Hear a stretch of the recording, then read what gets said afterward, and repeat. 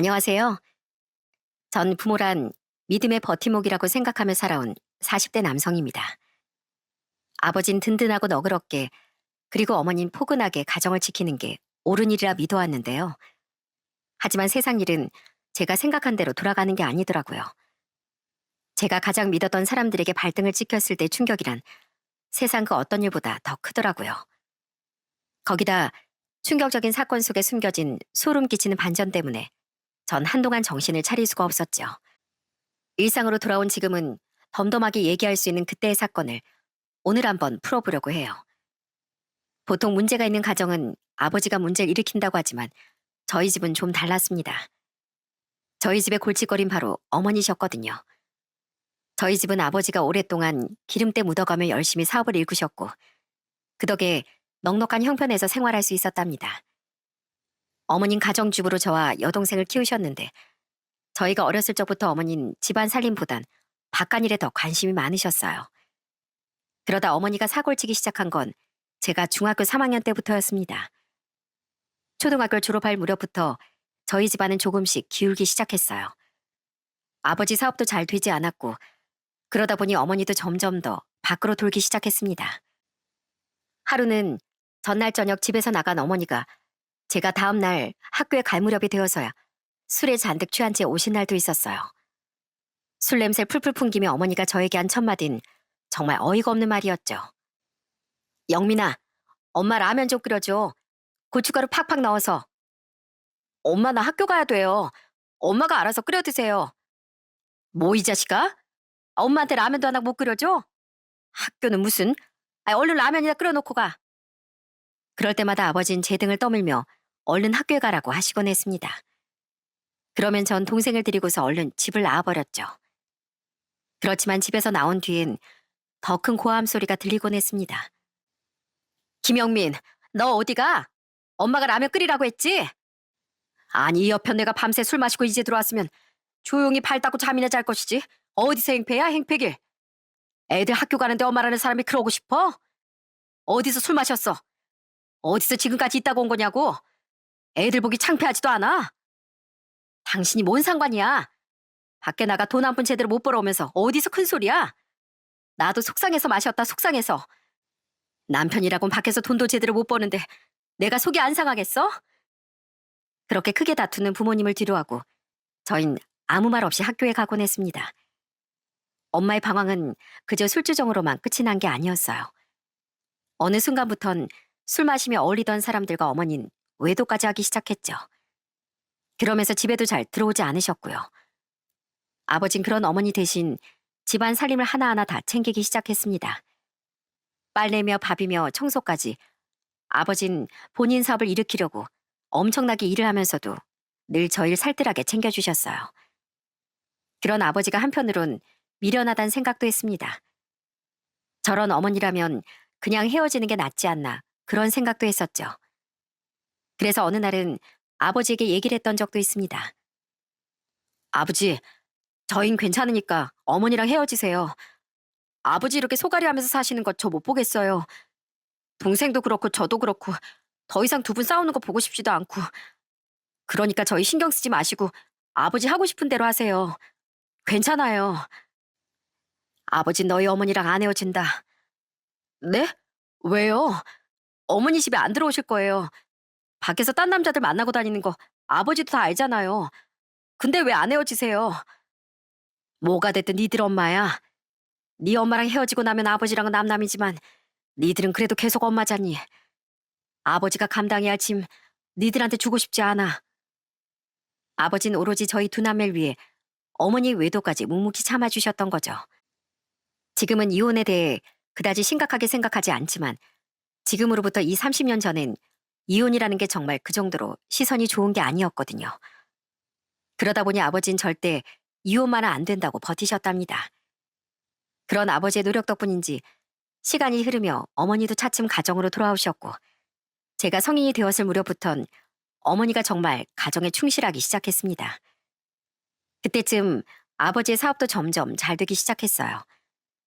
물론 사업을 다시 일구기 위해 주변의 도움도 많이 받으셨지만 아버진 정말 열심히 일하셨습니다. 그런 아버지의 모습을 보면서 전 꼭 행복한 가정을 꾸려 저도 아버지처럼 든든한 가장이 되고 싶다는 생각을 했어요. 그런 제가 가정을 꾸리게 된 건 30대 초반이었습니다. 당시 만나고 있던 여자친구와 자연스럽게 결혼 얘기가 나오게 되었고, 그렇게 전 결혼을 하게 되었죠. 초반엔 참 결혼하고 행복했습니다. 행복한 결혼 생활을 하면서 아내는 바로 임신을 하게 되었고, 양가 부모님들은 모두 축하를 해줬습니다. 정말 누구나 꿈꾸는 결혼 생활의 수순대로 잘 흘러가고 있다고 생각했죠. 특히나 어머니와 아내는 서로 죽이 참 잘 맞았어요. 전 아버지를 닮아 평소에 술을 잘 못 마시는데 아내는 주당이었거든요. 그런 아내와 어머니는 종종 같이 만나 술도 한 잔씩 하고 그렇게 정말 친하게 지냈답니다.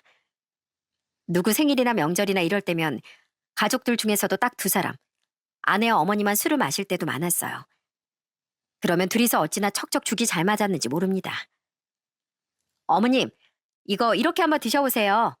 엄청 맛있어요. 이렇게 부추랑 고기랑 같이 싸가지고 딱 먹으면 완전 안주로 딱이라니까요.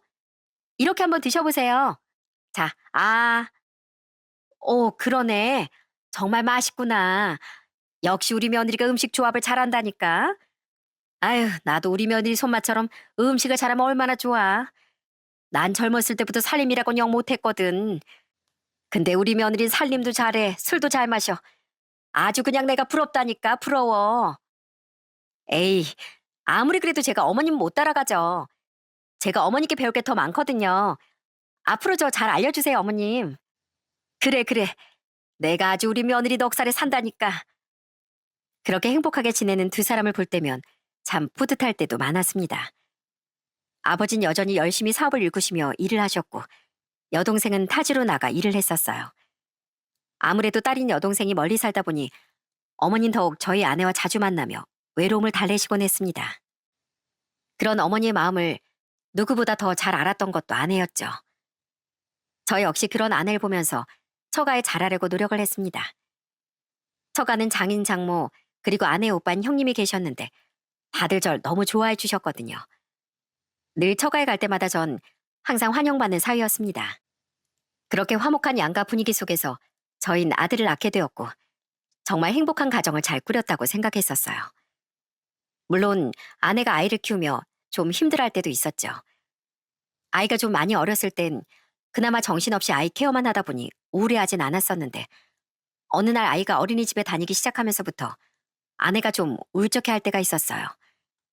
한 번은 새벽녘에 깨어났더니 아내가 보이지 않는 거였습니다. 그래서 어디 가나 싶어 찾아보니 바로 거실에 그냥 가만히 아내가 앉아있더라고요. 어? 여보, 거기서 뭐해? 아, 당신 깼어?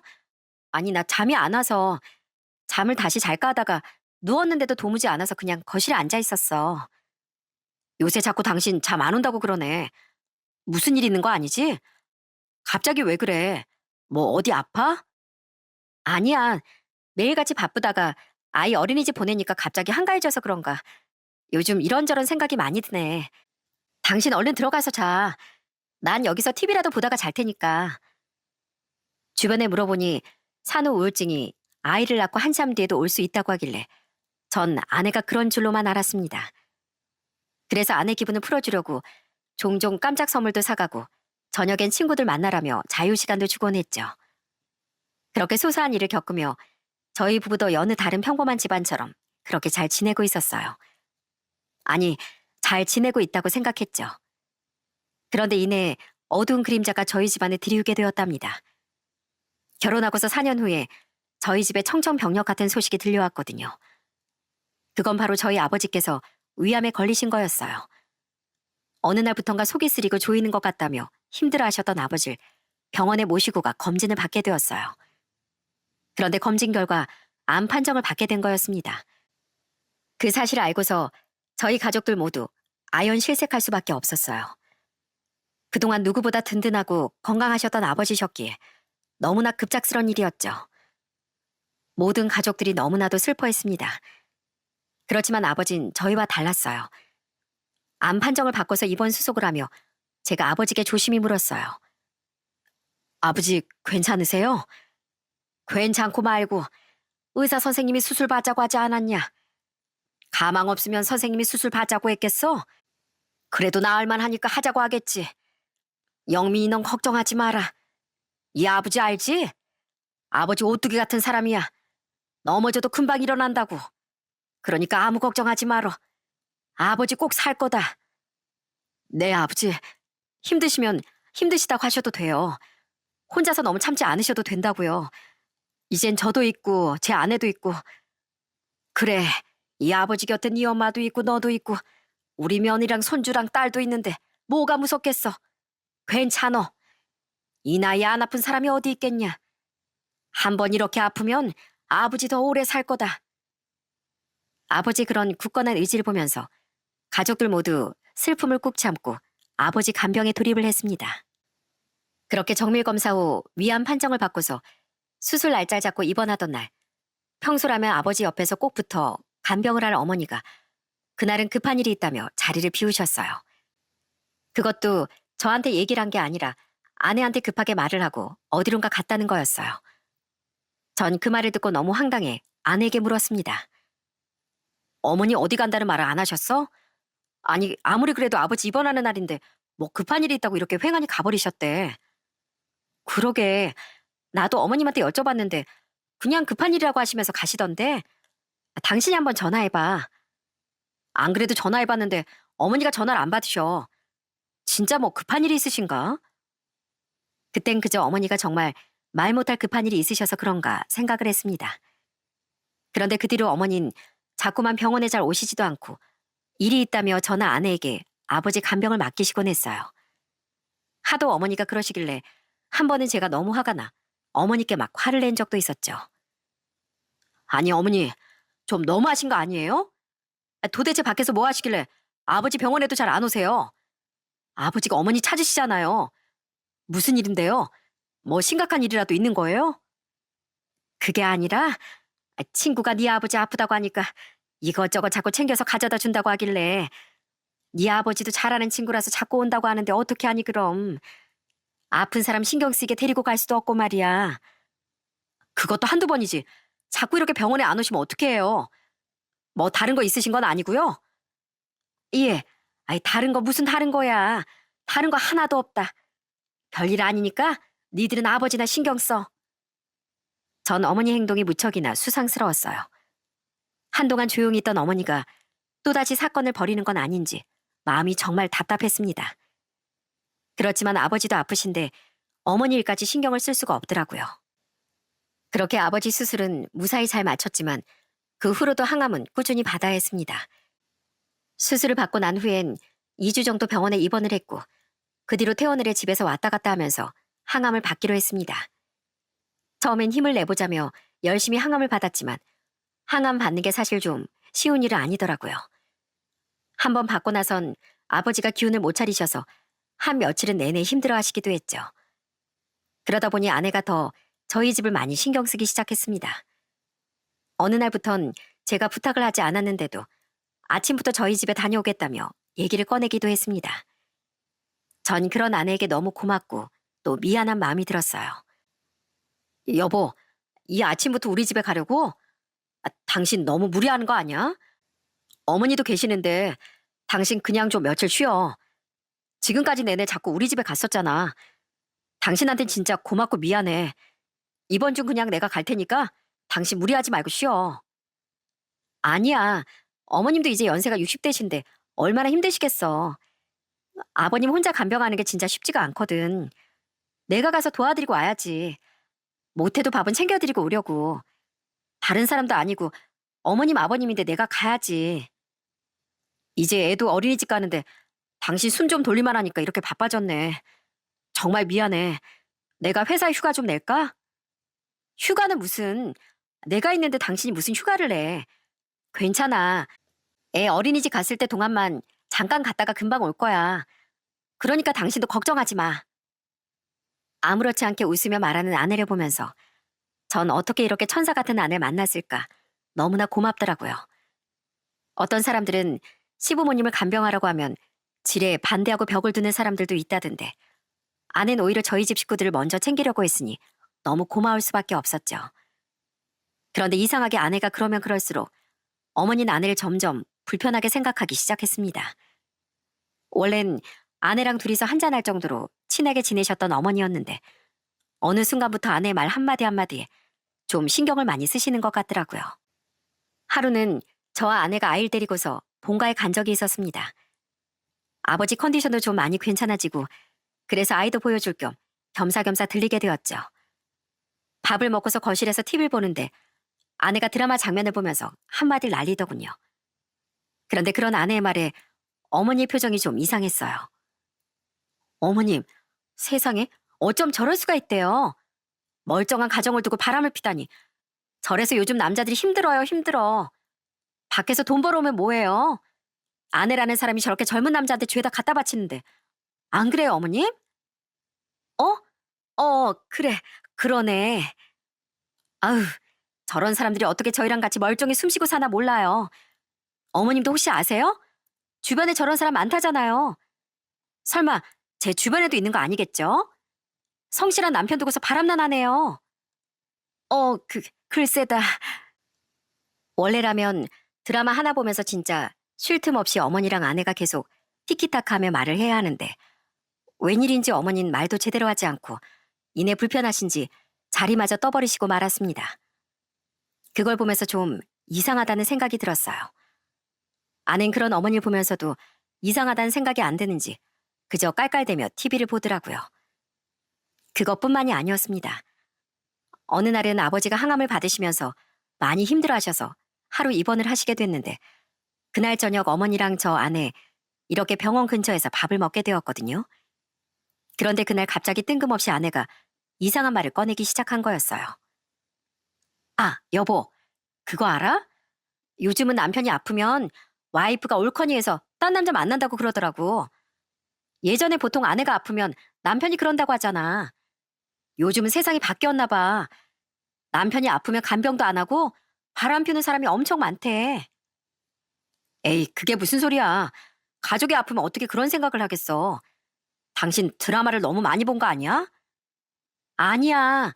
나도 아버님 병원 왔다 갔다 하다 보면 간병인만 두는 사람들 얼마나 많이 보는데. 그죠, 어머님?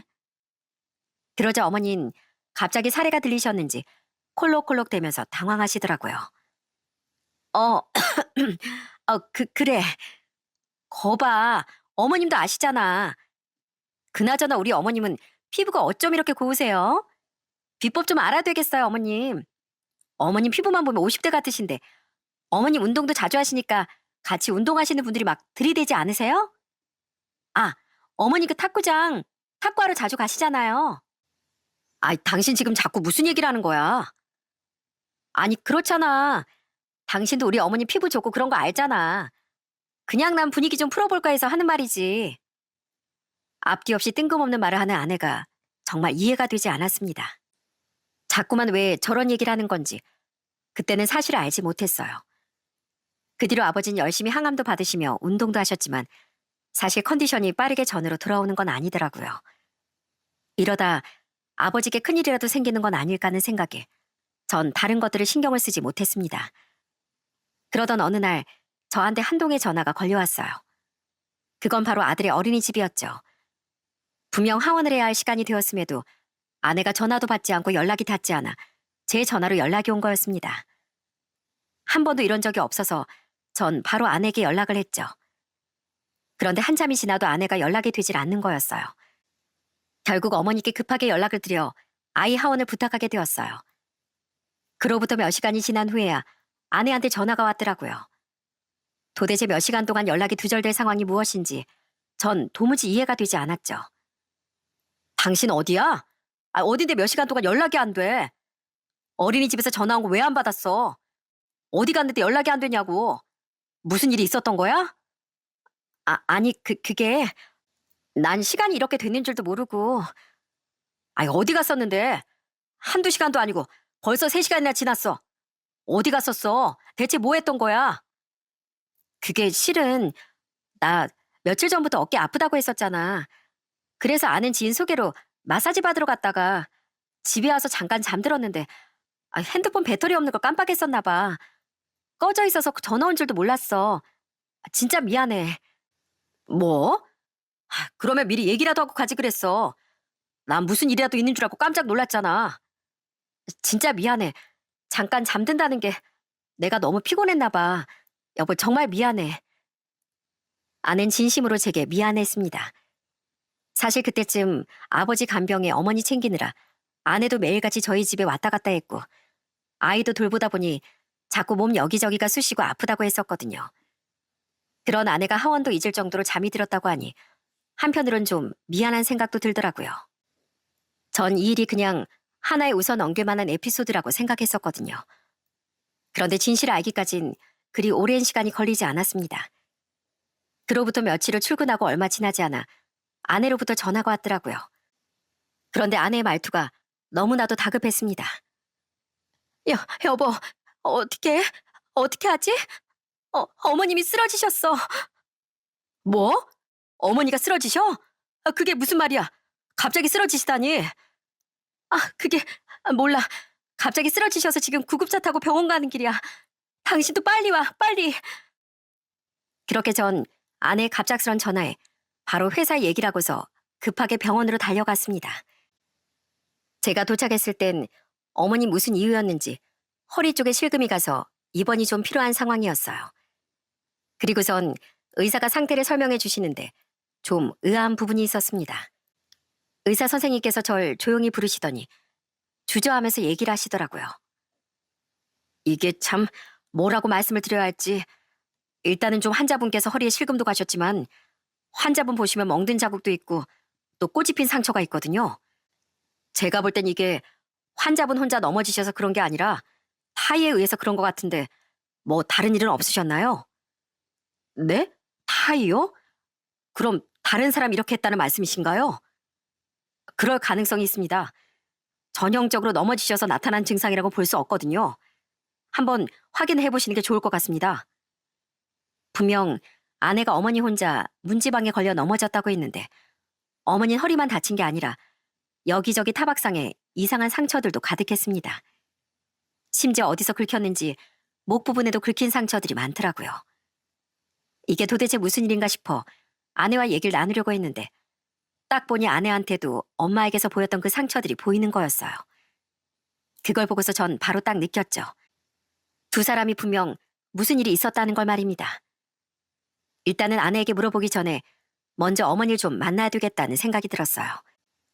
그렇게 병실로 들어가자 잠드셨던 어머니가 깨어나셨습니다.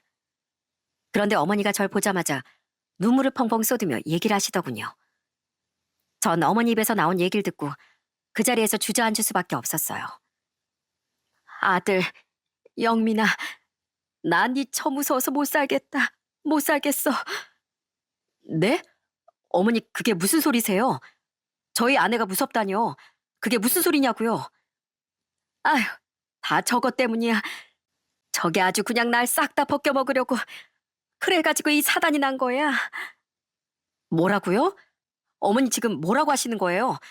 좀 자세히 제대로 얘기 좀 해보세요. 영민아, 엄마가 잘못했다.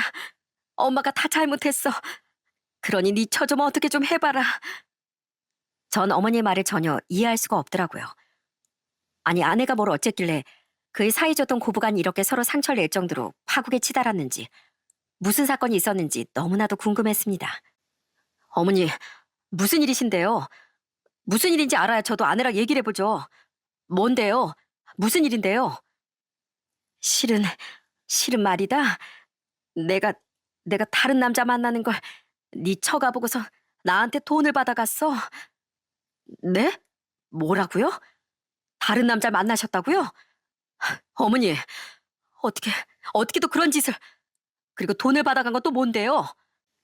그게 네 처가 너랑 네 애비한테 말한다길래 내가 조용히 아무 말 안 하면 다 정리할 테니까 돈 받고 제발 조용히 해달라고만 했더니만 네 처가 그 돈을 받더라고. 난 그걸로 끝인 줄 알았는데 그게 아니었어. 그 뒤로도 자꾸 500만 원, 1000만 원 이렇게 계속 달라고 하는데 도저히 안 되겠다 싶어가지고 오늘 찾아가서 따지다가 이 사달이 난 거야. 미안하다 영민아. 어머니 말을 듣고서 전 정말 머리가 띵하고 아무런 생각도 들지 않았습니다. 어머니가 또 바람이 난 것도 충격적이었지만 아내가 어머니에게 계속해서 돈을 갈취했다는 게 너무나도 충격적이었어요. 어머니의 말을 들어보니 지금까지 벌써 수천만 원이라는 돈을 어머니에게서 가지고 간 건데 도대체 그 돈을 가지고 뭘 한 걸까 싶었습니다. 그리고 전 모든 사실을 알고서 아내를 불러 얘기를 했어요. 처음에 아내는 처가 핑계를 대더군요. 당신 우리 어머니한테 다 들었어. 그 돈 가지고 뭐 하려고 그런 거야? 아니 대체 어머니한테 왜 그랬던 거냐고. 도대체 돈 받고 뭐 했어? 어? 여보, 그게 있잖아. 사실은 우리 오빠가 좀 사정이 안 좋다길래 그래서 내가 좀 도와주다 보니까. 뭐? 형님이 왜? 뭐가 안 좋으신데? 어? 그게 뭐 어디 투자하다가 잘못됐나 보더라고. 그 새언니 알면 큰일 난다고 해서 난 그냥 그런 생각에. 미안해. 진짜 미안해, 여보. 아무리 그래도 그건 아니지. 어떻게 어머니 협박해서 그 돈을 받아내? 당장 형님한테 연락해서 그 돈 다시 받아. 그리고 어머니한테도 돌려드리고. 어? 아니, 그걸 어떻게 다시 돌려받아. 당신이 못하겠으면 내가 직접 전화해서 말할게. 그런데 제가 이렇게 말하자 그때부터 아내는 안절부절하기 시작했습니다. 그런 아내의 모습을 보면서 왠지 진실은 따로 있을 것 같다는 생각이 들더라고요. 그래서 전 바로 아내에게 핸드폰을 열어보라며 얘기를 했습니다. 당신 뭐야? 당신 지금 바로 핸드폰 열어봐. 당신 나한테 말 못한 거 더 있지? 뭔데? 뭐냐고? 솔직하게 얘기해. 뭘 말을 못해? 그런 거 없어 나. 그래? 그럼 당장 핸드폰 이리 줘. 내가 뭐 좀 확인해야 되겠으니까. 무슨 핸드폰까지 봐. 아무리 부부라도 개인 프라이버시 지켜줘야 하는 거 아니야? 그건 잘못한 거 없을 때는 그런 거고. 이미 사단이 벌어졌는데 프라이버시고 나발이고 지금 그거 따질 때야? 뭔데? 당신 숨기는 거 있으면 제대로 말해. 없으면 핸드폰이라도 당당히 보여주던가. 아니 그게 뭐냐고 대체. 나중에 들키고서 더 큰 사단 만들지 말고 지금 얘기하라고 지금. 그때였습니다. 갑자기 아내가 제 앞에 무릎을 꿇더니 엉엉 울며 애걸복걸 빌기 시작했어요. 전 아내가 왜 저러는지 너무나 당황스러웠습니다. 그리고 아내 입에선 정말 충격적인 얘기가 흘러나왔어요. 여보, 내가 진짜 잘못했어. 내가 정말 미쳤었나 봐.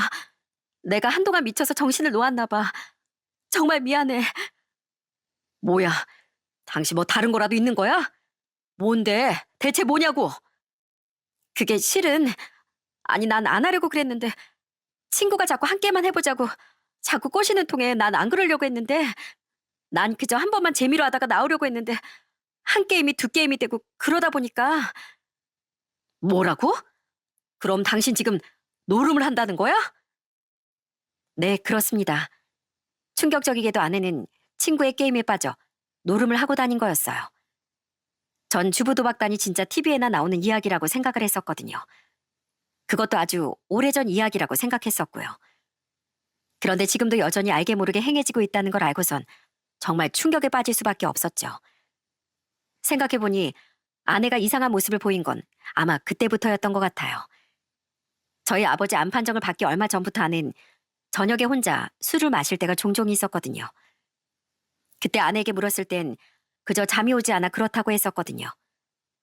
그런데 진실은 따로 있었던 거였습니다. 아내는 그동안 모아둔 돈들을 싸그리 그 노름을 하면서 다 잃었던 거였어요. 심지어 아내는 사채까지 쓰면서 거기에 빠진 거였고요. 아내한테 온 메시지들을 보다 보니 진짜 어마어마하더라고요. 사채를 한번 쓰니까 거의 매일같이 독촉 전화의 메시지에 엄청나게 쏟아지는데 그 스트레스 때문에 아내가 잠도 못 이루고 힘들어했던 거였죠. 그런 와중에 아내가 우연히 백화점을 지나가다가 어머니가 불륜남과 스킨십을 하며 가고 있는 장면을 목격한 거였어요. 그런 아내가 어머니께 저와 아버지에게 모든 사실을 말하겠다고 하니 어머니는 아내 입막음을 하고자 1,000만 원을 제시한 거였고 아내는 그걸 덥석 그 돈을 받은 거였습니다. 그러더니 아내가 저한테 울며불며 하는 말이 얼마나 기가 막혔는지 아세요? 여보, 사실 어머니 바람난 거 당신한테 다 얘기하려고 했어. 진짜야. 어머니가 그런 거 당신 알면 충격받을까 봐 나 진짜로 말하려고 했는데 그때 딱 사채 때문에 압박받다 보니까 내가 한순간에 눈이 돌았나 봐. 정말 미안해, 여보. 뭐? 그럼 그 다음에 받은 돈은 뭔데? 그 다음에 왜 또 돈을 받았냐고. 그게 빚은 어느 정도 갚아도 모아둔 돈은 채워놔야 할 것 같아서, 그래야 당신이 모를 것 같아서, 그래서 어머니한테 또 받은 건데, 그게 모자라니까 한 번만 더 하면 채워질 줄 알고, 그래서 더 했다가 날려서 또 받고. 뭐? 지금 그걸 말이라고 해? 당신 진짜 제정신이야? 어디서 할 게 없어서 밖에서 그딴 짓이나 하고 돌아다녀? 당신 그럼 저번에 우리 아들 하원도 안 시키고 정신없이 전화도 안 받았을 때도 그랬던 거야? 어떻게 엄마라는 사람이 그런 짓을 해? 여보, 미안해. 내가 정말 잘못했어. 내가 진짜로 잘못했다고. 내가 이렇게 싹싹 빌게. 내가 어떻게든 돈 벌어서 그 돈 다 갚을 테니까 제발 용서해줘. 용서? 내가 당신을 어떻게 용서해? 당신같이 무서운 여자를 어떻게 내가 앞으로 믿고 살 수가 있냐고. 언제 다시 그 난리를 피울 줄 알고 내가 어떻게 안심하고 살겠냐고. 당신이라면 그럴 수 있겠어? 당신이라면 내가 그랬으면 참고 용서해 줄 수 있겠냐고. 어떻게 사람을 이런 식으로 배신해? 나 절대 용서 못해. 절대 당신 용서 못한다고. 전 그렇게 제 발을 잡고 애원하는 아내를 뿌리치고 본가를 향했습니다. 이 사실을 빨리 아버지께 얘기를 드려야 할 것 같았거든요. 아무리 아버지가 투병 중이라고 해도 이대로 지나가선 안 된다고 생각이 들었습니다. 천만다행으로 아버지 컨디션도 크게 나쁘지 않은 상황이었고 항암도 어느 정도 받았던 상태였기 때문에 말을 해도 괜찮을 거라고 생각했어요. 그렇게 아버지까지 모든 사실을 아시고서 저희 집은 아주 난리가 났습니다. 여동생은 앞으로 어머니가 없다 생각하고 살겠다며 선언했고 아버진 바로 어머니를 쫓아내고 말았어요. 그리고서 아버진 어머니의 상간남 정체를 알아냈습니다. 그 상간남이 누구였는지 아시나요? 바로 어머니가 그렇게 자주 가시던 탁구장 사장님이었어요. 아내가 왜 자꾸 탁구장 얘기를 꺼냈나 했더니 어머니가 만나던 상간남이 그 사람이었기 때문이었죠. 아버지와 전 그 사실을 알자마자 탁구장으로 바로 달려갔습니다. 역시나 그 상간남은 아버지가 왜 달려왔는지 단박에 눈치를 챈 것 같더라고요. 저를 보자마자 사람들 사이로 쏙쏙 숨는데 진짜 그 꼴이 얼마나 우습든지 저런 사람이랑 바람이 난 어머니도 참 한심하다 싶더라고요. 저희 아버진 탁구장이 떠나가라 소리를 치셨습니다. 여기가 그 회원들 꼬드겨서 불륜 저지른다는 그 탁구장이요? 사장 어디 있어? 내 마누랑 불륜 저지른 사장 어디 있냐고? 당장 나와. 어디 한번 그 꼬라지 한번 보게. 당장 나오라고. 아이, 사장님, 여기 다른 손님들도 계시니까 밖에 가서 얘기하시죠. 밖은 무슨, 왜? 그리 당당하게 투병 중인 남편 있는 아내 꼬드기더니만 다른 사람들한테 알려진 건 창피해? 들어보니 여기가 불륜의 성지드만. 나이도 있으신 양반들이 어디서 더럽게 운동은 안 하고 이딴 짓이나 하고 돌아다니고 있어. 내가 아주 여기 동네방네 소문을 낼 거야. 사장님, 오해십니다. 일단 밖으로 다른 회원분들도 많으신데. 회원 좋아하시네. 여기 다니면 불륜의 성지에서 다닌다고 앞으로 소문날 겁니다. 그러니 여기 회원이신 분들은 싹 다 정리하시고 불륜 저지르는 분들은 앞으로 반성 좀 하세요. 그리고 너 동네에서 또 한 번 얼굴 보이기만 해봐. 내가 아주 그냥 너 가만 안 둬. 알았어? 그 어머니의 상간남은 아버지의 호통에 아무런 말도 하지 못하고 쩔쩔 매기만 했습니다. 그도 그럴 것이 저희 아버지는 오랫동안 사업을 하시며 몸도 정말 좋으셨고 덩치도 크셨거든요. 60이 넘으셨고 투병 중임에도 덩치가 사라지지 않으셨는데 그 상간남은 키도 작고 엄청 야윈 사람이었어요. 그러니 아버지 포스에 기가 죽을 수밖에 없었죠. 결국 그렇게 탁구장을 뒤엎고 나서 어머니는 그제서야 5살 어린 그 상간남과 헤어진 모양이었어요. 저 역시 아내와 이혼을 진행했습니다.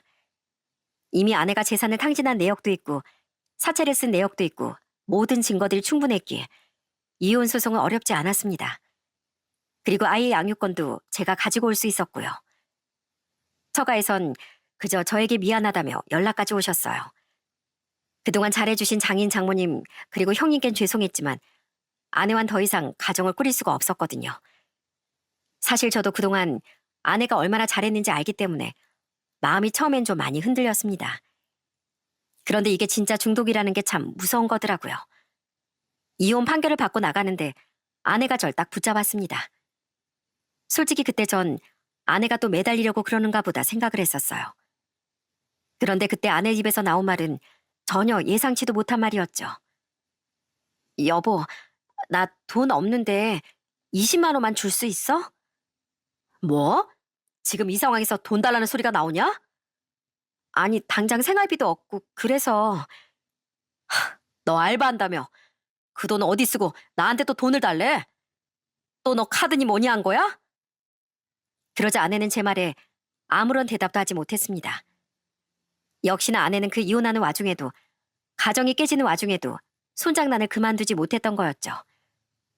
그 모습을 보면서 얼마나 기가 막히던지 처음으로 이혼을 잘했구나 하는 생각이 들 정도였다니까요. 야, 너 진짜 정신 안 차릴래? 이 와중에 그딴 짓 하고 싶어?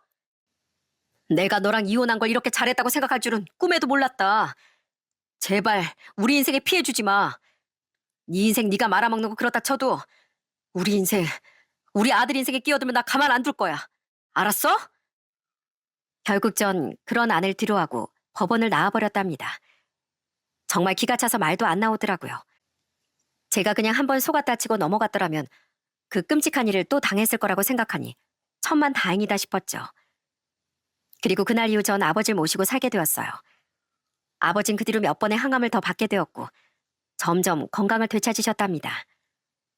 처음엔 아버지도 충격을 많이 받으셨는지 좀 힘들어 하시긴 했는데 저와 아들이 집에 들어가면서 그래도 활기를 많이 되찾으시더군요.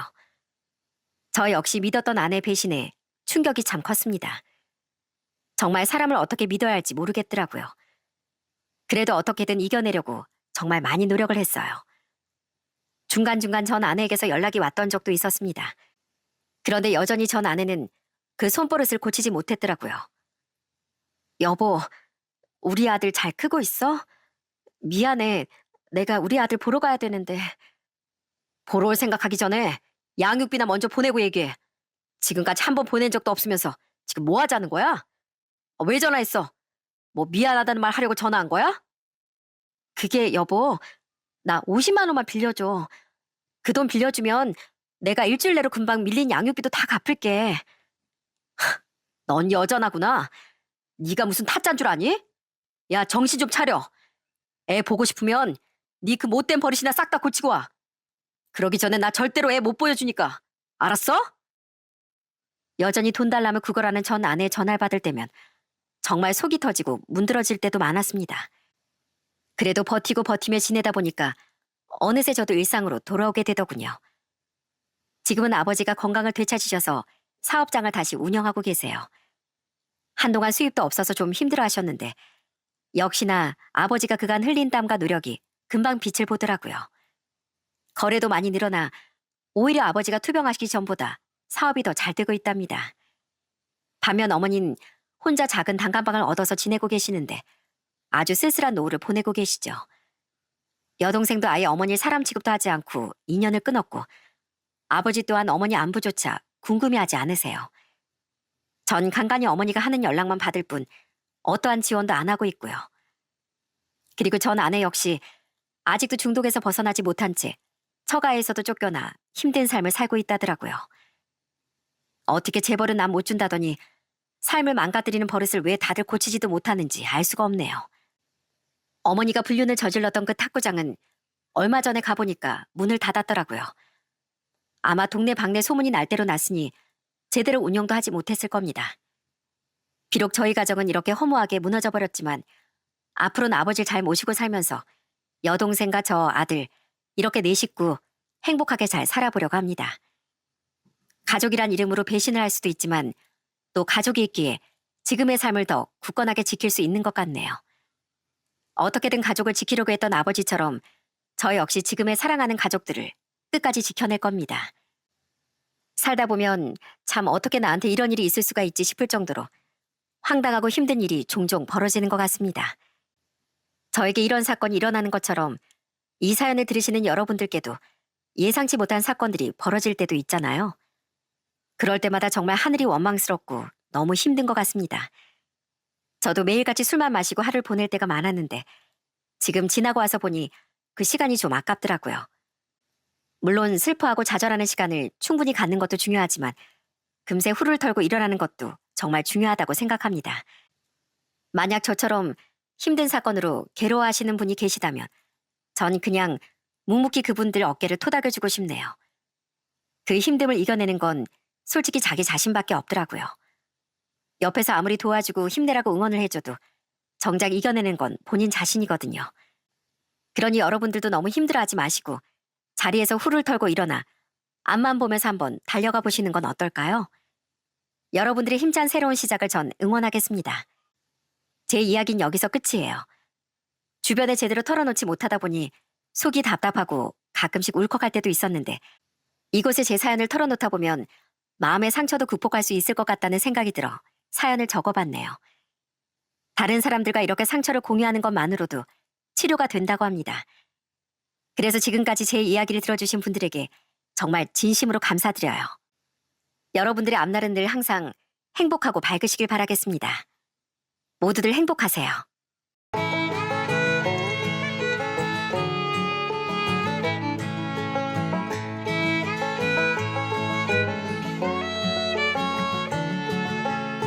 안녕하세요. 막다른 길에 내몰려 큰 위기를 겪다가 기적적으로 은인을 만난 40대 김윤정이라고 합니다. 흔히들 위기는 또 다른 기회라고 하죠. 하늘이 무너져도 솟아날 구멍이 있다고 제가 정말 궁지에 몰려 더는 해결할 방법이 없을 때 운명처럼 절 구해줄 은인이 나타났습니다. 그 은인 덕분에 그 모든 어려움을 극복하고 지금처럼 당당하게 살 수 있었고요. 아마 여러분도 들으시면 깜짝 놀라실 겁니다. 대체 제게 어떤 기적 같은 일이 일어났는지 지금 바로 말씀드릴게요. 어릴 적 저희 집은 소위 말하는 돈 꽤나 있는 집이었습니다. 아버지께서 중소기업을 크게 운영하셨는데 사업 규모가 거의 대기업과 맞먹을 정도로 잘 나가는 사업가셨어요. 덕분에 유년 시절에 전 2층 단독주택에 살았고 집에 아버지 운전기사는 물론 개인 비서까지 상주해 있었답니다. 부모님은 이런 환경 때문에 저희 자매가 거만해질까봐 걱정도 하셨어요. 그래서 아버지 덕분에 갖게 된 많은 돈이 쉽게만 번 돈이 아니라는 걸 항상 인지시켜 주셨죠. 엄마에게도 많은 사람이 사모님이라 부르며 떠받들었지만 엄마는 꼭 직접 시장을 보시며 꼭 감사하다는 인사를 잊지 않던 분이었죠. 유복한 환경과 선량하고 자상하신 부모님, 저를 지켜주는 많은 사람 속에서 저는 그 행복이 영원할 줄 알았습니다. 하지만 어느 날 밤 아버지의 다급한 전화 소리를 듣고 그 행복이 언제든 깨어질 수 있다는 걸 깨달았죠. 그게 불과 제가 10살 때 일이었답니다. 조금만 더 시간을 주세요. 제가 어떻게든 부도만을 막아보겠습니다. 저희 회사에 딸린 직원들이 몇 명인 줄 아세요? 회사 부도나면 저뿐 아니라 그 사람들도 다 죽습니다. 어느 날부터 아버진 언성을 높여가며 어딘가로 전화를 하셨고 가끔은 늘 향수 냄새만 나던 아버지께 술 냄새가 짙게 배어 있었어요. 그렇게 의리의리하게 부자였던 저희 집도 한순간에 무너져 내린 거였죠. 저희 집에 그렇게 많던 아저씨 아주머니들은 어느 날부터 한두 명씩 보이지 않았고 마지막까지 비서 아저씨 한 분만이 남아 계셨던 것 같아요. 엄마, 기사 아저씨 어디 가셨어? 우리 이제 학교 가야 되는데 걸어가야 돼? 오늘부턴 걸어가야 돼. 엄마랑 같이 가자. 윤정이 엄마랑 산책하는 거 좋아했지? 오늘부턴 산책 실컷 하면서 학교 가자고. 기사 아저씨들이 모두 떠나고 나자 오히려 엄마와 보낼 수 있는 시간이 훨씬 많아졌습니다. 전 그때 너무 어려서 오히려 더 좋아했던 것 같아요. 물론 엄만 저를 등교시키고 친척집을 전전하며 돈을 꾸러 다니셨지만요. 결국 자꾸만 불어나는 은행 이자와 어음을 막지 못해 저희 가족은 정말 길거리에 나앉을 처지가 되었습니다. 그 와중에도 아버진 최선을 다해 직원들 월급부터 주고 계셨어요. 그러다 얼마 뒤 부모님이 가진 모든 재산까지 처분했지만 회사는 최종 부도 처리가 되었고 아버지가 평생을 일구신 회사는 고스란히 남의 손에 넘어가게 되었습니다. 어떻게 나한테 이럴 수가 있어. 어떻게 내가 평생을 일군 회사를 단 한순간에 문 닫게 할 수 있냐고. 이제 난 끝이야. 난 완전히 실패했어. 언제나 단정하고 깔끔하셨던 아버진 그날 이후로 완전히 다른 사람이 되었어요. 늘 술, 담배 쩔어 계셨고 신세를 비관하며 알 수 없는 말만 중얼거리셨죠. 난 실패했어. 나 때문에 우리 가족도 끝장났어. 이제 우리 딸들은 어떡하지? 이제 겨우 초등학생인 애들을. 그때 아버지는 너무나 좌절한 나머지 아주 몹쓸 생각을 하고 계셨나 봅니다. 아버진 부도가 나고 1년쯤 지난 봄 스스로 생을 놓으셨습니다. 그때가 제가 11살 되던 해였어요. 나하고 애들만 두고 이렇게 당신 혼자 가면 어떡해. 우리 다시 잘해보기로 했잖아. 나라도 나가서 뭐든 해보겠다고 했는데 그걸 못 기다렸어? 이 잔인한 사람아. 이 어린애들을 두고 어떻게 혼자서만 눈을 감았어? 엄마, 엄마 울지 마. 아빠 어디 갔어? 아빠 멀리 간 거야? 왜? 그때 전 그저 아빠가 다신 돌아올 수 없는 먼 곳으로 떠났다는 것만 알고 있었습니다. 그렇게 아버지의 장례식이 치러졌고 빈손 한산하기만 했어요. 생전에 아빠가 여러 사람에게 도움을 주셨는데 말이죠. 그나마 몇 명 되지 않는 조문객이 오셔도 엄마가 큰 소리를 내며 싸우기 바빴습니다. 여기가 어디라고 와. 당신네 어려울 땐 제발 도와달라고 그렇게 매달리더니 내 남편이 이런 선택할 때까지 당신들은 단 한 번도 만나주지 않았잖아. 내 남편 돈 빌려갈 땐 간도 쓸개도 빼줄 것처럼 굴었으면서 부도 소식 듣자마자 당신들 전부 나 몰라라 했지? 그런데 무슨 자격으로 여길 와? 왜 이래요? 우리도 대표님 가시는 길에 마지막 예의를 갖추러 온 겁니다. 막말로 부도 난 게 우리 때문이에요? 그때 엄마 말론 그 사람들은 아버지를 이용해 먹을 줄만 알던 못된 사람들이래요. 그 말을 하면서 엄마의 눈빛이 얼마나 공허해 보이던지 전 자꾸만 칭얼거리는 여동생의 입을 조용히 틀어막을 뿐이었습니다. 그 뒤로 전 이전과는 완전히 다른 인생을 살게 되었어요. 초중고등학교 때 모두 학원 한 번 다니지 못했고 심지어 고등학교 때 나이를 속여가며 몰래 아르바이트를 해야 했습니다. 그 전까지 사모님 소리만 듣고 사시던 엄마도 청소일, 식당 일을 가리지 않고 죽어라 돈만 벌어야 했고요. 하지만 엄마와 저 둘 다 몸을 갈아가며 일했는데도 통장에 남는 건 빚뿐이더라고요. 엄마, 많이 힘들지? 그래도 나 이제 고등학교 졸업하니까 바로 취업할 수 있을 거야. 그러면 월급도 지금보다 훨씬 더 받으니까 엄마 조금 쉬어도 돼. 우리 딸이 어릴 때 공부 참 잘했는데 대학도 못 보내줘서 어떡하지? 엄마가 미안해. 아니야, 왜 그런 소리를 해. 대학은 나중에 돈 모아서 가면 되지. 난 괜찮아. 오히려 빨리 졸업해서 돈 많이 벌고 싶은데? 하지만 제가 아무리 웃으며 말해도 엄마의 마음의 병은 깊어져만 갔습니다. 어머님 그때야 제가 20살이 됐음으로부터 시름시름 앓으며 자리에서 일어나질 못하셨어요. 아무리 병원에 가봐도 스트레스가 원인이라는 소리만 들었습니다. 윤정아, 엄만 괜찮어. 엄만 우리 딸이 너무 어린 나이부터 무거운 책임감을 지게 된 것 같아. 그저 미안할 뿐이야. 혹시 너만 괜찮으면 다음 생에도 엄마 딸로 태어나주면 안 될까? 그땐 정말 좋은 엄마가 돼줄게. 아니야, 엄마. 다음 생엔 꼭 엄마가 내 딸로 태어나줘. 그러면 내가 정말 공주처럼 사랑만 주면서 키울게. 지금도 이 다음에도 내가 정말로 사랑해, 엄마. 아마 엄마에겐 이 생이 너무 버거우셨나 봐요. 엄만 원인 모를 병으로 계속 자리를 보존하시다 제가 21살이 되던 해 아버지 곁으로 떠나고 말았습니다. 아버지의 엄마마저 떠나보내고 전 정말 세상에 혼자가 된 것 같았어요. 하지만 제겐 제가 끝까지 지켜야 할 여동생이 있었답니다. 민정아, 내가 어떻게든 너 대학 보내줄게. 그러니까 넌 공부만 열심히 해. 돈 걱정은 하지 말고. 언니 미안해. 난 아직 어리고 할 줄 아는 것도 없어서 언니처럼 아르바이트도 못하네. 대신 나 진짜 열심히 공부할게. 그러면 장학금이라도 받을 수 있을 거야. 전 저대로 대학을 포기하고 공장에서 일하며 돈을 벌기 시작했고 여동생은 밤낮으로 공부하며 장학금을 받기 위해 코피를 쏟았습니다. 그렇게 시간이 흘러 마침내 동생이 대학에 붙었다는 연락을 받던 날 전 공장 탈의실에서 작업복을 입은 채 울음을 터뜨리고 말았어요. 언니, 나 합격했어. 나 2년 동안 장학금도 받을 수 있대. 내가 더 열심히 해서 4년 장학금까지 받았어야 했는데 미안해. 그게 왜 미안해. 2년 장학금이 얼마나 대단한 건데. 너무너무 축하해, 내 동생. 정말 장하다. 하늘에서 엄마 아빠도 기뻐하고 계실 거야. 이렇게 동생까지 무사히 대학에 입학시키고 나니 이제야 부모님을 뵐 면목이 생기는 것 같더라고요. 그때부터 저도 제 삶을 돌아보기 시작했어요. 언제까지 이렇게 힘든 공장일만 해선 아무런 발전이 없을 것 같았죠. 그래서 고졸 취업이 필요한 자격증을 따라다녔어요. 운전면허증, 회계 2급, 커말 2급 등 아주 어려운 난이도의 자격증은 딸 수 없었지만 그래도 최소한 중소기업 입사에 필요한 자격을 갖춰나갔습니다. 그러다 몇 년이 지나 처음으로 작지만 번듯한 회사에 입사할 수 있었고요. 그러다 30살에 꽤 좋은 회사로 이직까지 했습니다.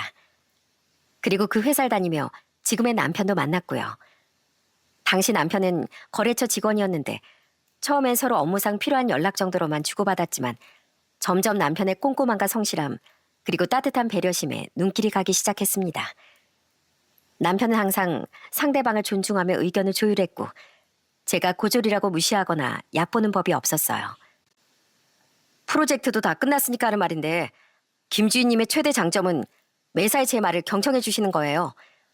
아무리 협력사라도 각자 의견만 주장하기 바쁜데 김주임님이랑 일하면서 일 외적으로 스트레스 받은 적이 한 번도 없네요. 정말요? 저도 하대리님께 그렇게 느끼고 있었어요. 사실 저 학벌 안 좋다고 무시 많이 받거든요. 근데 하대리님이 제 이야기를 워낙 잘 들어주셔서 저도 참 감사했네요. 남편도 저도 성향이 꽤 잘 맞는 편이라 큰 문제 없이 협업을 잘 끝낼 수 있었답니다. 그 일을 계기로 저흰 몇 번 사적으로도 연락을 주고받게 되었고 누가 먼저랄 것도 없이 서로 마음이 통해 연인 사이가 되었죠. 연애 초반 남편은 제 가정사를 알고 먼저 부모님 납골당에 가자며 제 손을 이끌어준 고마운 사람이었죠. 내가 윤정이 부모님을 직접 뵙지 못하지만 잠들어 계신 곳이라도 가서 인사드리고 싶어. 윤정이 널 이렇게 바르고 강하게 키워주셔서 감사하다고 말이야. 오빠랑 같이 가면 우리 엄마 아빠가 참 좋아하실 것 같아. 이제야 사윗감을 데려왔냐며 흐뭇해하실걸? 전 난생 처음으로 남자친구였던 남편의 손을 잡고 부모님 앞에 인사드렸습니다. 남편은 제게 부모님 기일을 묻더니 그 이후로도 꼬박꼬박 기일을 챙기더라고요. 이렇게 모든 게 순탄하게만 흘러갈 줄 알았지만 막상 결혼을 준비하려고 하자 현실의 벽이 얼마나 높은지 여실히 느꼈습니다. 우선 제일 걱정했던 시댁 식구들과 만남은 예상보다 수월했습니다. 아이고, 드디어 우리 정민이 각시될 사람을 만나네. 만나서 반가워. 난 우리 아들이 노총각으로 살려나 했더니만 이렇게 예쁜 아내 만나려고 그랬나 보네. 내 집이다 생각하고 편히 쉬다가. 시부모님은 첫 만남부터 절 친딸처럼 생각하시겠다며 살뜰히 챙겨주셨어요. 시동생과 시누이도 낯가림도 없이 절 참 편하게 생각해 주었고요. 내가 앞으로 윤정이라고 편하게 불러도 되겠지? 나도 딸이 있다 보니 사돈 어르신들 사연을 듣고 얼마나 눈물을 흘렸는지 모른다.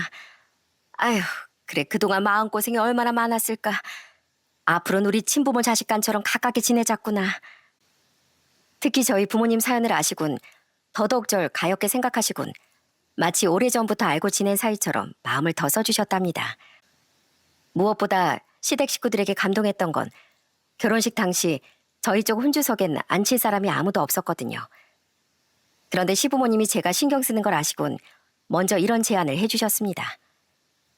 세아가, 우리가 생각해봤는데 신부 측 혼주석에 말이다. 우리 식구 중에 친척 어른 몇 분을 대신 앉혀드리면 어떠냐? 너만 괜찮다면 그렇게 하는 게 좋을 것 같구나. 네가 민망하지 않게 우리가 다 챙길 테니까 넌 아무 걱정할 필요 없다. 그렇게 해서 결혼식 때 시댁 쪽 큰아버지 큰어머니가 제 친정 쪽 혼주석에 앉아주시며 하객들이 이상하게 생각하지 않게 든든히 자리를 채워주셨습니다. 전 그 모습을 보고 눈물이 핑 돌았어요. 그렇게 전 새로운 가족을 만나 텅 비어있던 제 삶을 다시금 채워가는 듯 했습니다. 그래서 남들이 힘들다고 그렇게 말리는 시집살이도 제가 먼저 하겠다고 자처했어요. 여보, 어머님 아버님만 괜찮으시면 우리 시댁으로 들어가는 건 어때? 괜히 나와 살아봐야 돈도 못 모으고 그리고 나 어릴 때부터 가족들이 북적이는 집이 너무 부러웠거든. 당신 정말 괜찮겠어? 시부모님 모시고 사는 게 쉽지만은 않을 텐데 혹시 나 때문이면 그러지 않아도 돼. 아니야. 정말 내가 좋아서 말하는 거야. 그리고 시부모님도 날 얼마나 예뻐해 주시는데 나 정말로 어머님 아버님하고 살고 싶어.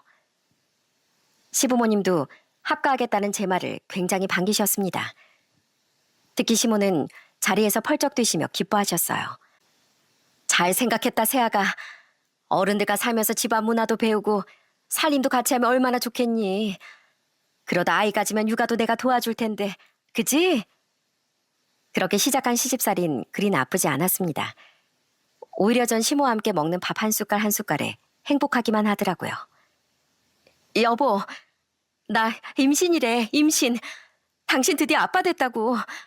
우리한테 드디어 새 가족이 생긴 거야. 뭐? 진짜야?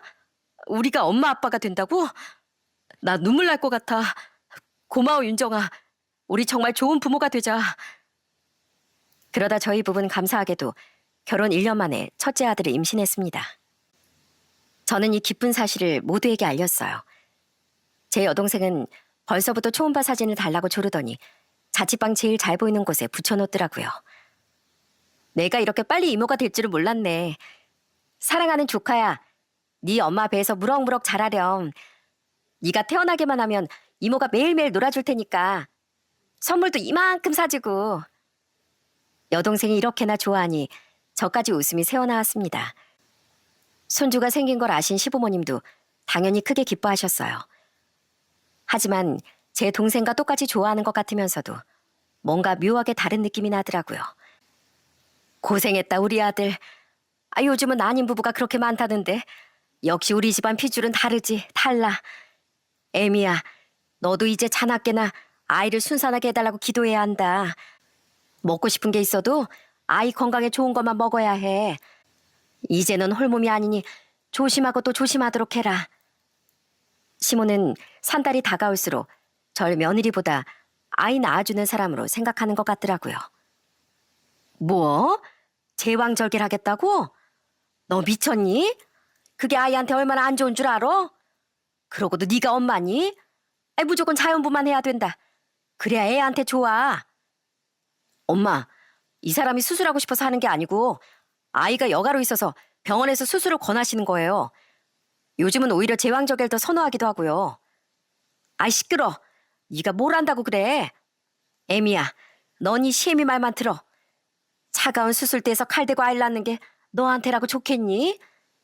요즘 젊은 사람들은 조금만 힘들면 다 수술해서 문제라더니만 우리 며느리가 딱 그 짝일 줄은 몰랐네. 저와 남편도 그렇고 의사 선생님도 제왕절개를 추천하시는데 유독 시모만 절대 안 된다며 수술을 반대했습니다. 제 몸 상태 때문에 계획대로 수술하긴 했지만 시몬 그게 두고두고 못마땅하셨는지 그 지겨운 자연분만 타령을 저희 큰아이 돌잔치 자리에서까지 계속하셨습니다. 절 딸같이 생각하시겠다는 말은 쏙 들어간 지 오래됐죠. 시모가 절 아주 못마땅하게 생각하신 것도 이 무렵부터인 것 같습니다. 넌 육아휴직까지 하고 집에서 노는 애가 우리 아들 밥도 안 챙겨주고 뭐하니? 너희 신혼 때 네가 뭘 모르니 내가 밥까지 다 차려줬다지만 이제 애도 낳았는데 언제까지 시부모한테 의지하고 살 거야? 어머님, 제가 식사 준비하겠다고 해도 말리시던 게 어머님이시잖아요. 제가 뭘 해도 항상 맛없다고 따로 식사를 또 준비하시고요. 그런데 어머님 뜻이 그러시면 저한테 믿고 맡겨주세요. 제가 최선을 다해서 식사 준비해 볼게요. 그거야? 네가 음식을 맛없게 하니까 그렇지. 우리 정민이가 엄마가 차려준 밥이라면 자다가도 벌떡 일어나는 앤데 네가 밥한다고 설친 이후부터 맨날 나가서 사 먹더만. 시모의 트집은 도무지 장단을 맞추기가 어려웠습니다. 밥을 하면 한다고 뭐라 하시고 또 안 하면 안 한다고 잔소리를 하시더라고요. 여기에 더해서 이제 아이 육아 문제까지 겹치니 시모와의 갈등은 더 커져만 갔습니다. 아니 애를 왜 이렇게 춥게 입혔어? 그러다 감기라도 걸리면 어쩌려고. 당장 양말 신기고 외투 하나 입혀라. 어머님, 지금이 8월인데 아이도 더워해요. 양말도 아직 걷지도 못하는 아이인데 그냥 시원하게 두는 게 나을 것 같고요. 정 추울 것 같으면 제가 따로 아이 외투 하나 들고 갈게요. 넌 정말 사사건건 말대꾸구나. 아이 시끄럽고 당장 가디건 하나 입혀서 나가. 내가 우리 손주가 뭘 입는지 매일 살펴봐야겠다. 너 믿고 맡겼다가 내 잡겠어. 심호와 전 아이 양말, 겉옷, 기저귀 하다못해 장난감까지 육아의 모든 부분에서 부딪혔습니다.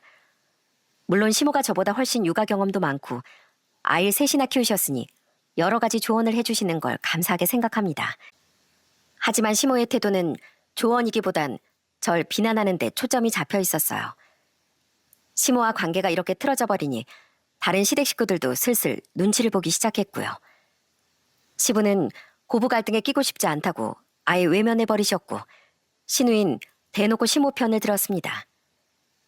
새언니, 우리 부모님 집에 얹혀 살면서 너무 상전처럼 지내는 거 아니에요? 엄마가 조금만 뭐라고 해도 따박따박 말대꾸한다면서요? 세상에, 시집살이 하면서 할 말 다 하고 사는 며느리가 어딨어요? 옛말에 말리는 시누이가 더 무섭다고 했던가요? 저희 시누이는 말리기는커녕 시모의 잔소리를 더 부추기곤 했습니다. 다행히 남편과 시동생이 제 편이 되어줘 버틸 수 있었지. 아니었으면 저 진작에 뛰쳐나갔을지도 모르겠네요. 당시 시동생은 시댁에서 독립해 자취 중이었는데 엄마 등살의 형수가 고생이라며 언제나 저부터 신경을 써주었거든요. 아유, 형수님, 내가 우리 엄마 성격 제일 잘 알잖아요. 사사건건 본인 뜻대로 안 되시면 역정부터 내시는 거 예전부터 그러셨거든요. 그나마 형한테 장남이라고 좀 덜하지 아마 형수님한텐 더하면 더 하셨을걸요. 혹여나 엄마 말 마음에 담아두지 말고 바로 잊어버리세요. 그게 정신건강에 좋아요. 시동생은 이것뿐 아니라 가끔 쉴 새 없이 잔소리하시는 시모에게서 절 구해주시기도 했답니다. 넌 내 말은 귀등으로도 안 듣니? 아, 집에서 내 기저귀 좀 빼두라니까. 그래야 통풍이 돼서 시원하지. 어머님, 그러면 이불이고 소파고 온 사방에 소변을 넣을 텐데 그걸 어떻게 감당해요? 어제도 어머님 기저귀를 벗겨두셔서 이불 빨래 3번이나 한 걸요. 그 빨래 네가 하냐? 세탁기가 하지. 애 키우는 집에서 빨래 좀 자주 하는 게 어떻다고 유난이야, 유난은.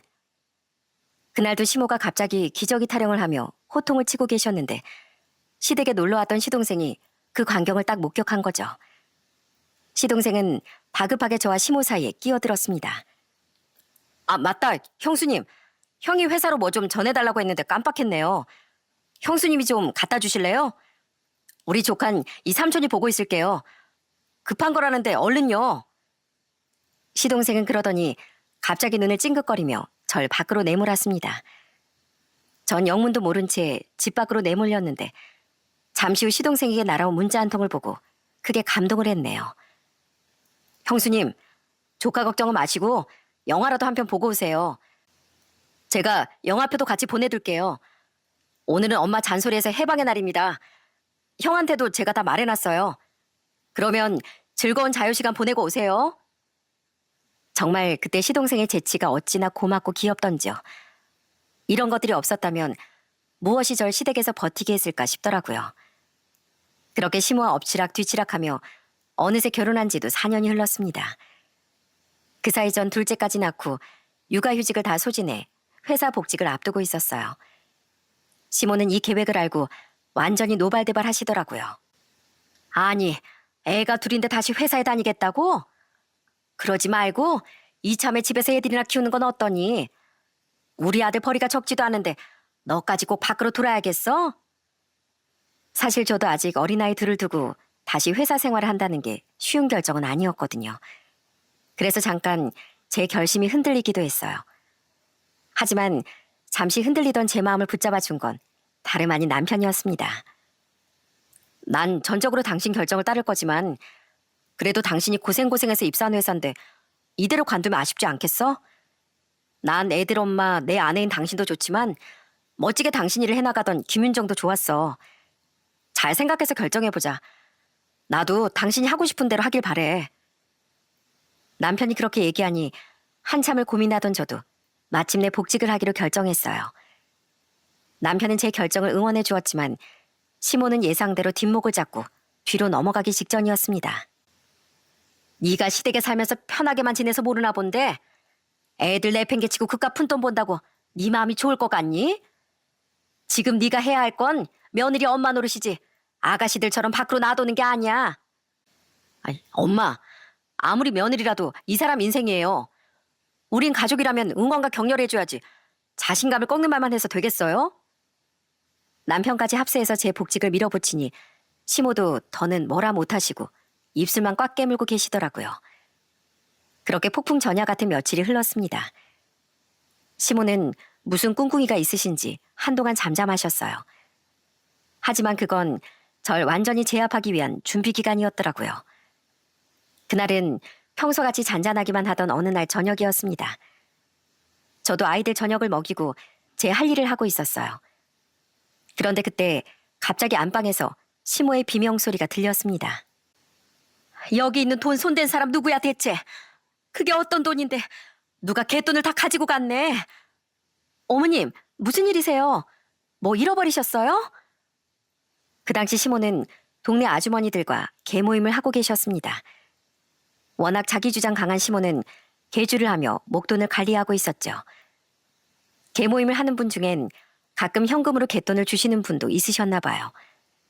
시모는 그 돈을 안방 서랍에 꽁꽁 숨겨두고 있었는데 하필 그 돈이 감쪽같이 사라진 거였습니다. 여기 500만 원이나 되는 갯돈이 있었단 말이야. 근데 그게 발이 달렸는지 10,000원짜리 한 장 남기지 않고 몽땅 사라졌다. 너 혹시 이 돈에 손댔냐? 네? 어머님, 지금 절 의심하시는 거예요? 전 어머님이 갯돈을 현금으로 들고 계신 줄도 몰랐어요. 그리고 설사 알았다고 해도 제가 어떻게 어머님 돈에 손을 대겠어요? 네 시아버지는 안방에서 잘 때 빼곤 들어오지도 않는다. 그런데 괜히 안방 청소까지 하겠다고 들락거리는 거 너 아니야? 아니면 4살짜리 우리 손주가 그 돈을 가져가겠어? 저 정말 억울해요. 혹시 어머님이 다른 곳에 옮겨두시고 잊으신 건 아니고요? 정말 경악스럽게도 시모는 절 범인으로 의심하고 있었습니다. 전 너무 억울해서 말까지 더듬었어요. 그러다 벼랑간 시몬 이젠 본인 기억력까지 의심하냐며 제게 손찌검을 했습니다. 전 눈앞에 별이 번쩍일 정도로 큰 충격을 받았어요. 살다 시모에게 따기까지 맞다니 얼굴이 아픈 것보다 누군가에게 맞았다는 충격이 너무 커서 전 그 자리에서 넘어졌고 그만 허리까지 삐끗하고 말았어요. 내가 너 당장 경찰에 신고할 거야. 부모도 없는 고할 며느리라고 받아줬더니만 어디서 그런 나쁜 손버릇을 배워왔어? 우리 손주들이 배울까 무섭다, 무서워. 이럴 게 아니라 집안에 도둑놈을 잡았다고 당장 신고해야지. 그때 전 아픈 허리만 붙잡고 연신 끙끙대고 있었고 시모는 그런절 기어이 경찰에 신고를 해버렸어요. 얼마 뒤 집까지 출동한 경찰은 우선 허리를 다친 절 병원으로 인계했고 길길이 날뛰는 시모에게 여러 가지를 물었어요. 그러면 안방에 출입하신 건 여사님과 며느님밖에 없으신 거예요? 그렇다니까요. 그 돈에 손댈 사람이 나 아니면 며느리 쟤뿐인데 내가 노망이 난 게 아니라면 범인이 딱 한 명 아니겠어요? 시모는 마치 제가 확실한 범인인 것처럼 아주 당당하게 말하더군요. 저는 다친 허리 때문에 입원까지 해야 했고요. 그때 병원에 실려가면서 얼마나 많은 눈물을 흘렸는지 모릅니다. 뒤늦게 소식을 듣고 병원에 달려온 남편도 제 손을 붙잡고 연신 미안하다며 함께 눈물을 흘렸고요. 제가 입원해 있는 사이 그 갯돈의 행방이 밝혀졌는데요. 놀랍게도 범인은 저나 시모가 상상도 못한 인물이었습니다. 그 범인은 집에 경찰까지 왔다는 소리를 듣고 겁을 먹었는지 아무도 모르게 돈을 제자리에 돌려놓았더라고요. 덕분에 생각지도 않게 범인을 잡을 수 있었고요. 아니 그게요. 내가 카드값을 급하게 막을 게 있어서요. 딱 일주일만 쓰고 돌려드리려고 했는데 진짜예요. 놀랍게도 범인은 저희 신우이였습니다. 신우인 다들 자리를 비운 사이 시댁에 왔다가 안방 서랍에 있던 뭉치돈을 발견하고 순간적인 욕심을 이기지 못한 채 몰래 꺼내간 거였죠. 신우인 경찰 앞에서 잔뜩 겁을 먹곤 무릎까지 꿇고 싹싹 빌기 시작하더라고요. 엄마, 이분들한테 말씀 좀 잘해줘. 딸이 엄마 돈 좀 잠깐 빌려갈 수도 있지. 나 진짜로 콩밥 먹일 건 아니지? 내가 너 때문에 못 산다, 못 살아. 그걸 말을 하고 가져가야지. 왜 몰래 가져가서 이 사단을 만들어? 갯돈 사건은 이렇게 허무하게 범인이 밝혀졌지만 시모는 끝내 제게 사과하지 않았습니다. 저만 시모에게 손찌검 당하고 허리까지 다친 억울한 상황이 된 거죠. 아니, 내가 뭐 일부러 그런 것도 아니고 상황이 그렇지 않니, 상황이. 그럼 그 순간에 의심을 안 할 수가 있겠니? 나도 걔가 그랬을 거라고 확신했으니까 화가 나서 나도 모르게 손이 나간 거지. 시모는 본인이 그럴 수밖에 없던 상황을 설명했지만 신우이를 제외한 누구도 그 말을 이해하거나 받아주지 않았습니다. 사실 그때가 저희 시동생 결혼식이 5일 정도 남았을 때였거든요.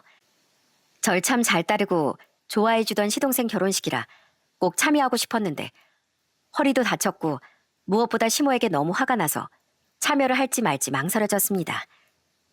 시동생도 그런 제 마음을 헤아려서 결혼식을 앞두고 바쁜 와중에 병문안을 와주었어요. 형수님, 저희 엄마를 대신해서 저라도 사과드려요. 아직 허리 많이 불편하시죠? 제 결혼식은 신경 쓰지 않으셔도 돼요. 지금은 형수님 건강부터 회복하는 게 우선이죠. 그때 느낀 속상함은 이루 말할 수가 없었습니다.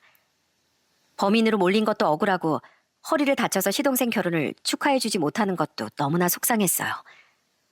하지만 이대로 병실에 누워만 있다간 제 답답한 마음이 더 커질 것 같았습니다. 그래서 병원의 외출증을 끊고 한복 안에 복대까지 차고 남편에게 부축을 받으며 기어코 시동생 결혼식에 참석을 했어요. 물론 결혼식에 가서도 시모와는 단 한마디도 섞지 않았죠. 시모도 쩔뚝거리는 절 보고 신경이 쓰였는지 들릴 듯 말 듯한 목소리로 뭐라고 몇 마디를 하더군요. 아니, 아프면 병원에 있지. 복대까지 차고 여긴 왜 왔대?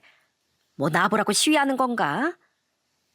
전 그런 시모를 끝까지 무시하며 시동생 결혼식에만 집중했습니다. 그때 시동생과 결혼하는 동서도 처음 봤는데 정말 예쁘고 인상이 곱더라고요. 저에게 먼저 와 인사까지 해주는데 그 모습이 참 예뻤습니다. 그렇게 시동생의 결혼식이 끝나고 동선의 가족들을 뵐 자리가 만들어졌어요. 그때 시동생의 장인 장모님도 처음 뵀는데 동서처럼 인상이 참 좋은 분들이셨습니다.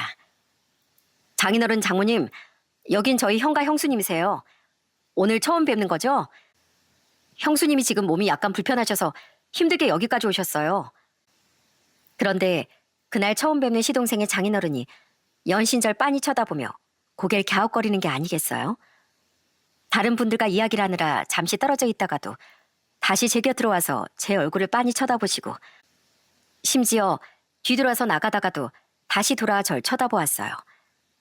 전 얼굴에 뭐가 묻었나 싶어 거울을 들여다봤지만 제 얼굴은 깨끗하기만 했습니다. 그래서 시동생의 장인어른이 왜 저러시나 싶었죠. 그러던 그때 제 곁을 한참 서성이던 그분이 아주 조심스러운 목소리로 제게 말을 거셨어요. 혹시 죄송한데 우리 사이 형수님께서는 이름이 어떻게 되시는지요? 네? 제 이름이요? 전 김윤정이라고 하는데 왜 그러시죠? 제가 약간 놀란 목소리로 이름을 말하자 그분께선 저보다 더 놀란 듯한 얼굴로 재차 묻기 시작했습니다. 김윤정이라고요? 그럼 아버지 조남은 어찌 됩니까? 아버님 한자는요? 그건 왜 물으세요? 저희 아버님 성함은 김성자 훈자세요. 김성훈이요. 혹시 절 아세요? 제가 돌아가신 아버지 성함까지 말씀드리자 시동생의 장인어른은 갑자기 입을 틀어막으시곤 제 앞에서 손까지 덜덜 떨었습니다. 저 역시 그분의 반응에 너무 놀라 계속 왜 그러시냐는 말만 되풀이했어요. 네가 진짜 윤정이가 맞아? 네가 김 대표님 따님 윤정이가 맞다고? 아니, 어떻게 널 여기서 만날 수가 있냐? 그러다 급기야 제 이름을 아주 친근하게 부르시며 눈물까지 글썽이셨어요. 전 이게 무슨 일인지 혹시 제가 뭘 잘못했나 싶어 그 자리에서 얼음이 되었고 그 소란을 틈타 시부모님과 저희 남편, 시동생 부부까지 몰려와 눈물을 흘리는 시동생 장인을 놀란 얼굴로 바라봤습니다. 특히 동서가 아주 크게 놀란 것 같았어요. 아빠, 왜 그러세요? 왜 울고 계세요? 저희 형님이랑 무슨 일 있으신 거예요? 여보, 무슨 일이야 대체? 딸 결혼도 잘 시키고 이제 마무리하려는데 갑자기 왜 그래? 당신 어디 아프기라도 한 거야? 시동생의 장인어른은 주변의 재촉에는 대답도 안 하시고 계속 저한테 윤정이 윤정이 하며 친숙하게 부르셨습니다. 너 이 아저씨 기억 못하겠니? 정말 내가 누군지 모르겠어? 너희 오만한 이 아저씨가 목마도 태워주고 같이 소꿉놀이도 했던 거 정말 다 잊었어? 전 그제서야 기억 저편에 있던 어떤 장면이 떠오르기 시작했습니다. 마치 오랜 시간 봉인해 두었던 기억의 어떤 상자가 강제로 열린 것 같았어요. 항상 저희 잠에 목말 태워주시고 따뜻하게 안아주셨던 두툼한 손, 따뜻한 온기, 그리고 인자했던 목소리까지요. 설마 주호 아저씨세요? 저희 아버지 비서로 일하시던 그 주호 아저씨 맞으세요? 그래, 내가 바로 그 주호 아저씨야. 너 이제야 기억이 나는 모양이구나. 윤정아, 대체 어디서 뭐라고 지냈어? 내가 너희 자매를 찾고 싶어서 얼마나 수소문을 한 줄 아니? 제가 어떻게 주호 아저씨를 잊고 살았는지 신기할 지경이었어요. 아저씨는 바로 모두가 저희를 외면했을 때 유일하게 손을 내밀어 주셨던 은인과도 같은 분이시거든요. 아저씨, 잘 지내셨어요? 제가 사느라 바빠서 아저씨를 잊고 살았어요. 정말 죄송해요. 그때 아저씨가 도와주시지 않았다면 아버지 장례도 못 치를 뻔했는데 제가 아저씨를 잊고 살았다뇨. 그러니까 지금으로부터 30년 전 아버지가 홀로 세상을 떠나시고 저흰 장례 비용을 고민할 정도로 상황이 열악했습니다. 그렇다고 아버지 가시는 길을 외롭게 해드릴 수도 없었고요. 그때 바로 저희에게 300만 원을 건네셨던 분이 주호 아저씨였습니다. 그때 아버지 회사가 부도가 나고 주호 아저씨 역시 한순간에 실업자가 될 처지였거든요. 하지만 아저씨는 아버지가 힘들게 주신 마지막 월급과 비상금을 보태 고스란히 저희에게 주셨어요. 이걸로 대표님 잘 보내드리세요. 그간 대표님께 받은 은혜에 비하면 부족하기만 합니다. 아무리 그래도 대표님을 빈소도 못 차리고 보내드릴 수는 없지 않습니까? 서비서님, 제가 염치불구하고 이 돈 받겠습니다. 미안합니다. 정말 미안합니다. 그때 전 엄마도 주호 아저씨도 왜 우시는지 몰랐지만 막연히 이젠 더는 아저씨를 볼 수 없을 것 같던 예감이 들더라고요. 주호 아저씨는 아버지 발인이 끝나는 날 제 머리를 쓰다듬어 주시며 또다시 눈물을 보이셨어요. 윤정아, 어떤 상황이 오든 항상 씩씩하게 지내야 한다. 어머니 잘 모시고 동생도 잘 보살피고 언젠가 좋은 날이 오면 이 아저씨가 다시 찾아올게. 그때까지 부디 잘 지내거라. 아저씨는 그러면서 주머니에 있던 3만 원을 꺼내 용돈으로 주셨습니다. 그리고 그게 주호 아저씨와의 마지막 기억이었어요. 김 대표님은 내게 은인이자 스승 같은 분이셨어. 아무것도 없이 무작정 서울로 올라온 날 걷어서 일을 알려주시고 인간답게 살 기회를 주신 분이란다. 그런 대표님을 그렇게 허무하게 보내고 나도 정말 많이 방황했다. 다시 마음을 다잡고 지금의 기반을 다지기까지 너무 오랜 시간이 걸렸어. 그래서 윤정이 널 금방 찾지 못했던 거고. 근데 널 여기서 보게 될 거라고는 상상도 못했다. 윤정이 너 정말 많이 컸구나. 그런데도 어릴 때 얼굴이 그대로 남아있어. 그럼요. 저 아버지랑 완전 판박이었잖아요. 저야말로 너무 어릴 때 기억이라 아저씨 얼굴을 마주하고도 그냥 스쳐갈 뻔했는걸요. 아저씨가 절 찾으신 게 맞아요. 주호 아저씨 물론이고 이제 저까지 눈물을 흘리며 아저씨를 반기자 동서는 더는 궁금증을 참지 못하겠다는 듯 주호 아저씨를 흔들었습니다. 아빠, 이제 저희한테도 설명 좀 해주세요. 대체 저희 형님하고 무슨 사이신데요? 여기 윤정인, 내가 젊을 적 모시던 대표님의 따님이시다. 미주 너한테도 아빠가 얘기해 준 적 있지? 배고픔에 굶주리던 아빠에게 비서라는 번듯한 이름을 주신 분 말이야. 잠깐만요. 사돈어른 지금 무슨 말씀이세요? 우리 며느리가 대표님 따님이라고요? 아이, 우리 며느리 고한데요. 뭐 잘못 보신 거 아니시고요? 참 눈치도 없는 시모는 그때마저 제가 고아라며 영 믿기지 않는다는 듯이 물었습니다. 그러자 주호 아저씨는 누가 봐도 기분 나쁜 내색을 보이셨어요. 사부인, 무슨 말씀을 그렇게 함부로 하십니까? 날 때부터 부모가 없는 사람이 어디 있겠습니까? 혹시 그런 사람이 있더라도 어른이라면 따뜻하게 품어주실 줄 알아야죠. 아무리 윤정이가 사부인 며느님이라도 말씀 그렇게 안 하셨으면 좋겠습니다. 아니, 내 말은 그게 아니고요. 그냥 내가 알던 것과 다르니까 드리는 말씀이죠. 저희 시모는 결국 단호한 주호 아저씨 앞에 꼬리를 내리고 시동생에게 끌려나가기까지 했습니다.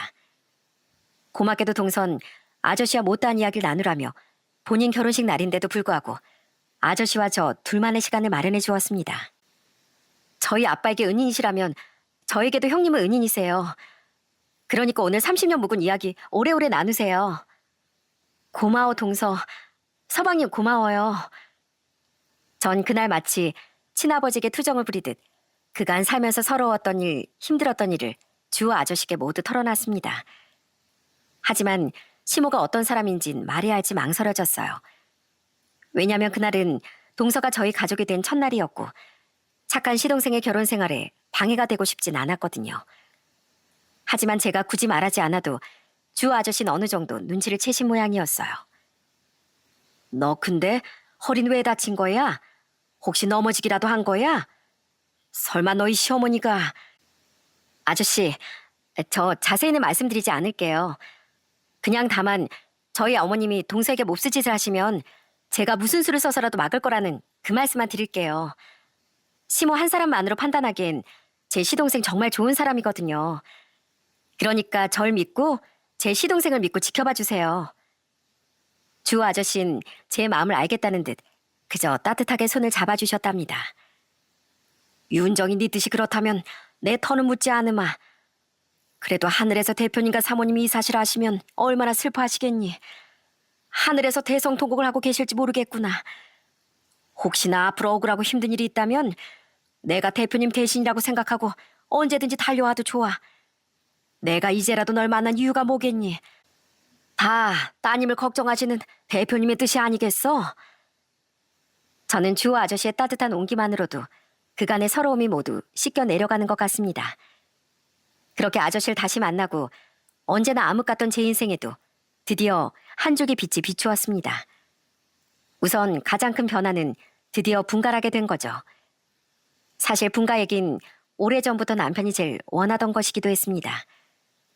하지만 제가 아이들에게 다복한 가정을 느끼게 해주고 싶어 고집을 부리고 있던 거죠. 저희가 분가를 결정하고 한창 집을 알아보던 무렵 시동생에게 소식을 들으셨는지 아저씨가 저희 부부를 부르셨어요. 드디어 분가 결정했다고? 잘 결정했다. 내가 잘은 모르지만 사부인과 떨어져 사는 게 모두에게 이로운 것 같구나. 그리고 자, 이거 바꿔라. 이게 뭐예요? 잠깐만요. 이거 1억이잖아요. 아니, 갑자기 이렇게 큰 돈을 왜 주시는 거예요? 받아도 그냥 주는 돈 아니니까. 사실 내가 처음에 서울에 올라와서 당장 살 집도 없을 때 대표님께서 나한테 3천만 원을 빌려주셨어. 난 그걸 여태 갚지 못하고 있었다. 그게 벌써 몇 년 전인지도 모르겠구나. 이자까지 쳐서 이제라도 갚는다고 생각해 주렴. 저희 부부는 아무리 그래도 너무 큰 돈인지라 연신 받을 수 없다고 돈을 돌려드렸습니다. 하지만 아저씨의 고집은 도저히 꺾을 수가 없더라고요.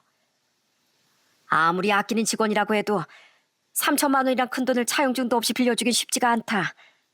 대표님은 그만큼 날 믿어주셨고 기회를 주셨던 분이야. 이젠 내가 그 은혜를 갚게 해다오. 감사해요, 아저씨. 앞으로 살면서 두고두고 다시 갚아나갈게요. 아저씨를 다시 만난 건 정말 부모님이 주신 선물인가 봐요.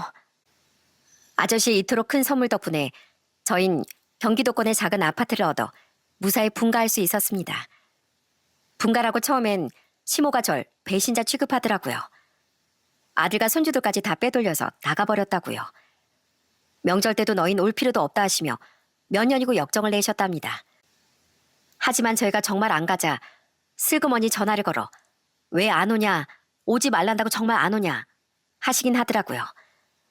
전 명절이면 시댁 대신 주호 아저씨와 저희 부모님 산소를 찾아뵙고 있어요. 아버지, 정말 놀랍죠? 주호 아저씨가 이제 내 사돈어른이 되었어. 내가 몇 년 전에 우리 시동생이 참 좋은 사람이라고 했잖아. 근데 주호 아저씨가 우리 서방님의 장인어른이시래. 대표님, 저도 어느새 딸내미 시집까지 보내고 손주 보길 기다리고 있습니다. 세월이 참 빠르죠? 대표님이 옆에 계셨다면 같이 나이 들어가는 재미가 참 쏠쏠했겠구나 싶습니다. 이 다음에 제가 곁으로 가면 그때 저랑 같이 소주 한 잔 기울여 주세요. 저희 동서도 주호 아저씨를 닮아 얼마나 야무진 줄 모릅니다. 전 바보처럼 시모에게 당하기만 한 날도 많았지만 저희 동선 부당한 일엔 절대 참지 않더라고요. 그렇다 보니 시모도 동서 앞에선 꼼짝을 못 하십니다. 어머님, 저희 아가씨 먹일 반찬까지 다 만드는 건 부당하다고 생각해요. 저희가 이 집의 며느리지 식모로 온 게 아니잖아요. 아가씨도 얼마든지 직접 만들어 드실 수 있고요. 아가씨가 손이 없어요, 발이 없어요. 아이고, 잘난 며느리가 들어오니까 무서워서 말 한마디를 못 하겠구나. 아유, 알겠다. 내가 하면 될 거 아니냐. 이쯤 되면 그렇게 기세 등등했던 저희 시모의 기세도 완전히 꺾인 게 맞겠죠? 지금 전 주호 아저씨와 언제나 제 편인 남편, 또 똑부러지는 시동생 네의 덕분에 아주 행복한 날을 보내고 있답니다. 얼마 전엔 3년 만에 시댁에 간 적이 있는데요. 아니 글쎄 저희 시모가 직접 설거지까지 하고 계시더라고요. 그 뒤에는 물론 동서가 있었고요. 설거지 하시는 시모를 보고 제가 깜짝 놀라자 동선 절 보고 씩 웃었습니다. 형님, 쉿, 얼른 가서 커피 한잔 하고 오세요. 제가 커피 쿠폰 보내놨거든요. 이럴 때 보면 저희 시동생 부부 서로 참 많이 닮은 것 같습니다. 그 모습을 보며 저는 또 한 번 숨통이 트이는 기분이네요. 힘든 시간을 다 지나고 나니 저에겐 이제 저희 가족만의 보금자리가 생겼고 무엇보다 절 품어주는 따뜻한 어른이 생겼습니다. 제 인생의 두 번째 부모님이 되어주신 주호 아저씨는 지금 절 친딸처럼 대해주고 계세요. 아저씨는 저에게 말씀하세요. 예전엔 대표님 따님이었지만 이젠 윤정이 민정이 너희 모두 내 친딸로 살자. 서로 한 가족처럼 그렇게 정답게 살자꾸나. 한땐 제 인생에 고통만 남았다고 생각하기도 했습니다. 하지만 그 시간이 지나니 그 고통이 제게 남긴 것들을 생각해보게 되네요. 시모는 여전히 쌀쌀맞고 세상살이는 여전히 만만하지 않지만 이젠 적어도 힘들 때 기댈 수 있는 든든한 사람들이 있다는 걸 알고 있습니다.